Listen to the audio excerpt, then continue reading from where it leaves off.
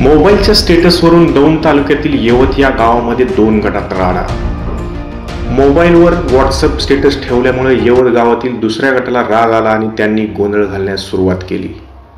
पाहता पाहता येवतमधील नागरिकांनी एकत्र येऊन अक्षरशः मस्जिदीवर दगडफेक करून भगवा ध्वज फडकवला। काही वेळातच हजारोंच्या संख्येने नागरिक रस्त्यावर उतरले आणि अनेक नागरिकांच्या दुचाकी, चारचाकी वाहनांची तोडफोड केली।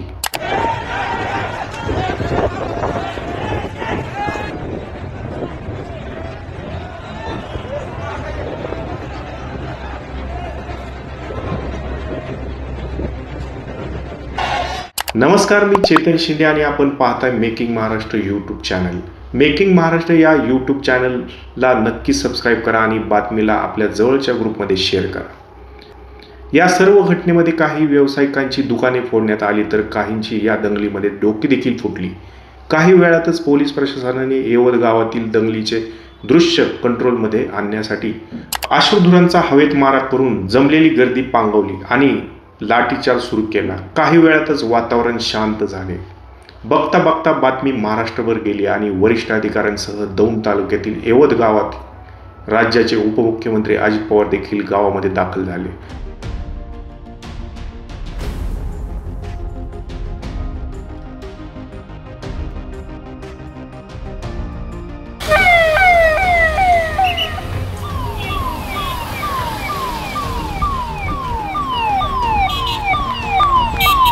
संबंधित पोस्ट करणाऱ्या व्यक्तीची माहिती घेत स्थानिक मुस्लिम समाजाच्या कुटुंबाला त्यांनी भेट देखील दिली आणि सर्व प्रकार जाणून घेतला।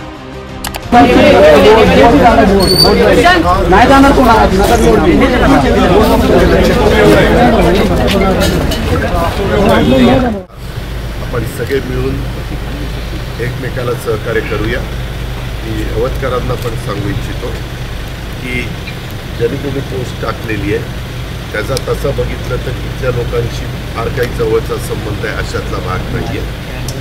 तो मला वाटतं नांदेडवरून आलेला आहे काही वर्षापूर्वी आणि तो त्याचं मला वाटतं बिगारीचं काम करतो, दवंड्याचं काम करतो।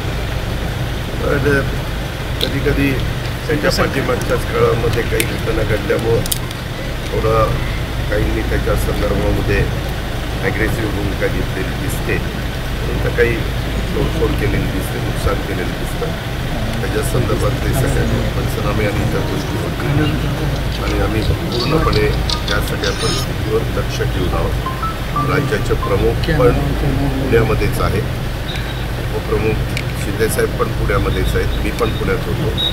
अजून इथं काही कार्यक्रम असतर आपल्या अण्णाभाऊ साठेंची जयंतीचे सगळीकडे मिरवणुका वगैरे निघालेल्या आहेत। जयंती उत्साहाने सगळेजण साजरी करत आहेत लोकशाहीर अण्णाभाऊ साठेंची आणि त्याच्यामुळं अशा वातावरण असताना त्याला कुठंही आणखीन गालबोट आपल्याला लागून द्यायचं नाही। जे काही शिवशाहू फुले आंबेडकरांचा महाराष्ट्र आहे, नेहमीच सर्वांना बरोबर घेऊन जाणारा, राष्ट्रीय सुलभ ठेवणारा ही महाराष्ट्राची परंपरा आहे। ती यवतकरांची पण परंपरा आहे की आपण दोन गाड्या इथं आतमध्ये आहेत, त्याच्या काचा वगैरे फुटलेल्या आहेत। इथं काही सहकारी राहतात, त्यांच्याशी पण आम्ही चर्चा केली। तेवढे 30-40 लोकांचा मॉब आलेला होता आणि त्याच्यातनं काही घडलं, पण तेवढे आम्ही सगळेजण सुरक्षित आहोत। पोलीस नंतर आले, पोलिसांनी सगळं कंट्रोलमध्ये आणलेलं आहे। आपण पण बघताय की पूर्णपणे गावामध्ये परिस्थिती आटोक्यामध्ये आणण्याचं काम आमच्या पोलीस यंत्रणेने केलेलं आहे आणि त्यामध्ये सगळं काही व्यवस्थित होईल असं मला विश्वास। 26 तारखेपासून हे सगळं सुरू होतं, 26 तारखेपासून हे सगळं सुरू होतं। पोलिसांनी योग्य ती पावलं उचलली असं तुम्हाला वाटतं का? कदाचित हे नसतं झालं। एक मिनिट, योग्य ती पावलं उचलली होती। काल पण भाषण तो काही आमदारांची झाली, त्याच्यामध्ये पण कुठल्याही काही अडचणी येणार नाहीत अशा प्रकारची खबरदारी घेण्यात आलेली होती। फक्त आज जे काही मोबाईलला मध्य प्रदेशमध्ये घडलेलं कुठलं तरी एक फोटो टाकून काही बातमी त्यानं त्या दाखवण्याचा प्रयत्न केला किंवा ठेवण्याचा त्याच्या मोबाईलमध्ये प्रयत्न केला, त्याच्यातून घाबरून जायचं काही कारण नाही। मी पुन्हा सगळ्या जनतेला आवाहन करेल, नागरिकांना आवाहन करेल, सर्व जाती धर्माच्या माझ्या सहकाऱ्यांना आवाहन करेल की आपण सगळ्यांनी सध्या सलोखा ठेवा, कुठल्याही अफवांच्यावर अजिबात विश्वास ठेवू नका. सगळी पोलीस यंत्रणा अतिशय बारकाईनं नजर ठेवून इथल्या सगळ्या परिस्थितीवर त्यांनी बंदोबस्त लावलेला आहे, परिस्थिती आटोक्यात ठेवण्याच्या करता, आणि यवतकरांनी पण त्याला प्रतिसाद दिला.